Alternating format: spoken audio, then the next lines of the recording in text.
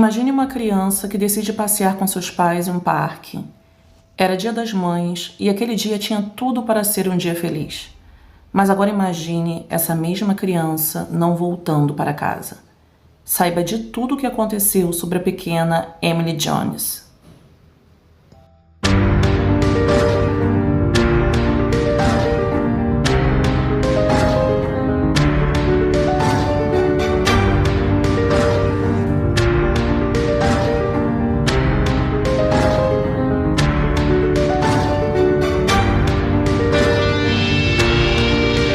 Olá, povo lindo do canal Serial Crimes, mais uma sexta-feira aqui na sua tela e já te digo que o caso de hoje é meio surreal. Não apenas por se tratar de um crime contra uma menina de apenas 7 anos de idade, mas por todo o desenrolar da história. Como é que eu posso dizer? Foi algo improvável, em um lugar improvável, feito por uma pessoa menos provável ainda. Só vocês assistindo para entenderem, porque quando eu fui pesquisar a história, eu não imaginava ler tudo o que eu li. Mas enfim, eu vou começar a história e você já vai deixando o seu like aqui nesse vídeo. E se ainda não for inscrito, se inscreva já nesse canal. E vamos ao caso. Emily Grace Jones nasceu em 18 de janeiro de 2013 em Bolton. Seus pais eram gerentes de crédito Mark Jones e a advogada Sarah Barnes. A família era da área de Dovecocker.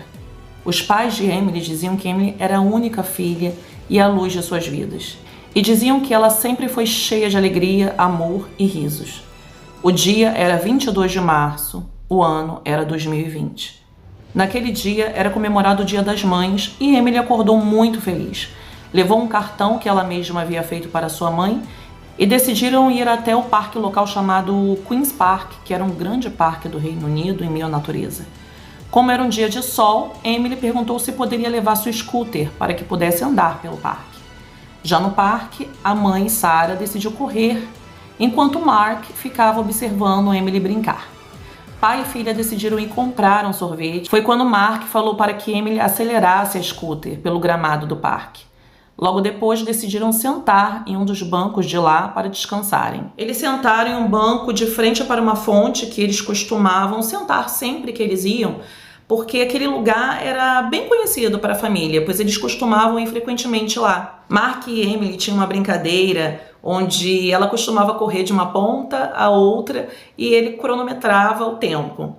Emily percebeu que sua mãe estava correndo ali por perto e disse a seu pai que queria correr com a mãe. E ele concordou. Foi então que a menina correu pelo caminho de descida onde sua mãe estava, gritando para chamar sua atenção. Mas foi aí que uma mulher que estava ali sozinha, sentada em um banco, pulou em cima de Emily e deu uma chave de braço. Imediatamente cortou a sua garganta. A Sarah, mãe de Emily, estava usando fones de ouvido e não conseguia ver nem ouvir o que estava acontecendo com Emily. Seu pai, Mark, que estava apenas a 200 metros de distância, pensou que sua filha havia caído da scooter e uma mulher que estava próximo decidiu ajudá-la a levantar, até que ele ouviu o grito de uma mulher dizendo que a menina havia sido esfaqueada. Mark correu até a filha, que estava no chão, e viu todo o sangue que havia ao seu redor e em seu corpo. Ele segurou a filha nos braços enquanto gritava por socorro, e ele percebeu que Emily lutava para respirar. E uma das pessoas que estava ali no parque viu o ocorrido e deu uma camiseta para o Mark estancar o sangue que estava saindo da garganta da criança. E no parque também tinha uma enfermeira que aplicou os primeiros socorros enquanto a ambulância chegava. E enquanto isso, o Mark ligava desesperado para a Sarah, que ainda estava correndo e não sabia o que tinha acontecido. E quando Sarah atendeu, ele gritava dizendo que Emily havia sido esfaqueada. Sarah entrou em desespero e voltou. A ambulância chegou ao local em poucos minutos e Emily foi levada em um helicóptero para o Salford Royal Hospital, mas infelizmente faleceu meia hora depois de sua chegada, às 3h56 da tarde. Os policiais conseguiram prender a assassina de Emily graças a um homem chamado Tony Kent, que estava caminhando pelo parque com sua esposa no momento em que o crime aconteceu. E ele deteve a assassina antes da chegada da polícia, impedindo-a de escapar. A assassina se chamava Eutiona Scana, nascida em 24 de fevereiro de 1990 na Albânia. Ela era uma mulher que foi diagnosticada com esquizofrenia e entrou ilegalmente no Reino Unido em um caminhão. Scana solicitou asilo ao chegar ao Reino Unido em 13 de agosto de 2014.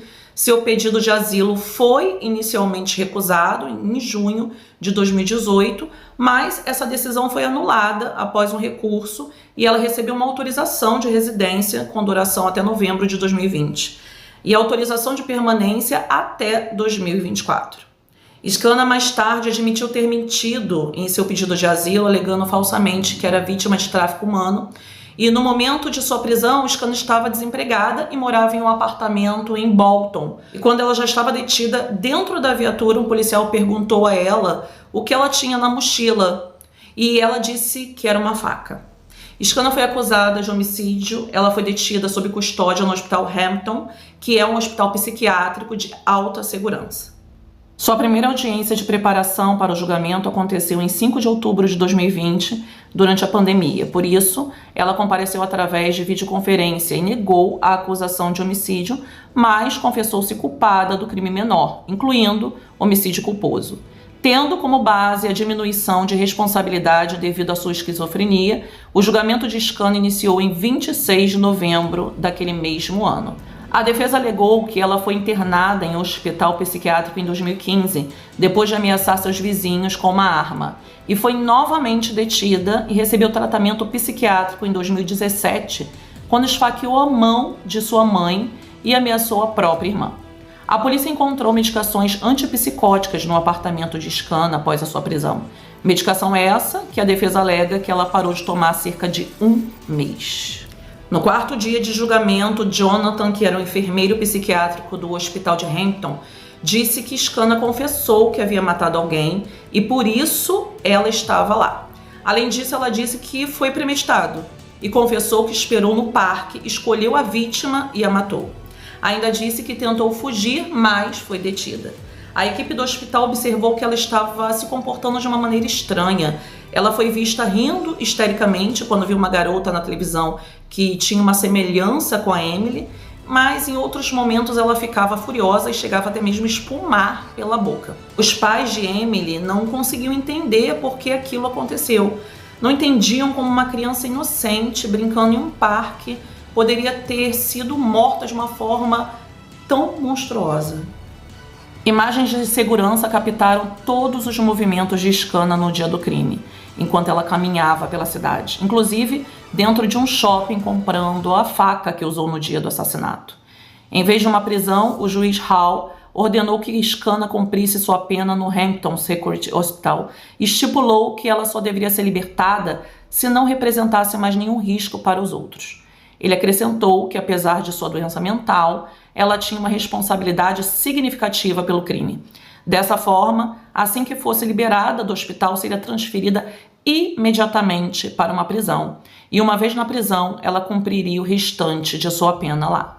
Scana foi condenada à prisão perpétua, mas deveria cumprir uma sentença mínima de 8 anos. Mas em 26 de janeiro de 2021, a pena mínima de Scana foi aumentada de 8 para 10 anos e 8 meses. O pai de Emily ficou feliz com o aumento da pena, mas disse que continuará lutando para evitar que Scana seja liberada. Depois foi descoberto que a assassina ainda recebeu 66 mil libras em assistência jurídica por parte do governo do Reino Unido.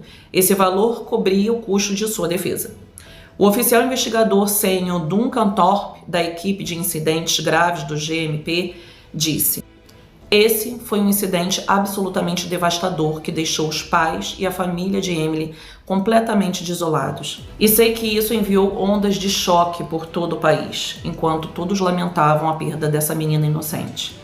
Emily foi tirada de sua família e amigos da pior maneira possível. Nenhuma sentença pode desfazer o que aconteceu naquele dia terrível em março, mas o espírito de Emily viverá em sua família, e eu sei que ela nunca será esquecida." E esse foi o nosso caso de hoje do nosso canal. Como esperar de um dia tão feliz se tornar o pior dia da vida desses pais? Imagine o sofrimento de uma mãe que perde uma criança de apenas 7 anos em pleno Dia das Mães, de uma forma tão brutal, por uma pessoa totalmente desconhecida. Está tudo tão violento que daqui a pouco teríamos até medo de sair de casa para correr no parque. Essa é a realidade, pessoal. E eu vou ficando por aqui, desejando a todos vocês uma ótima semana.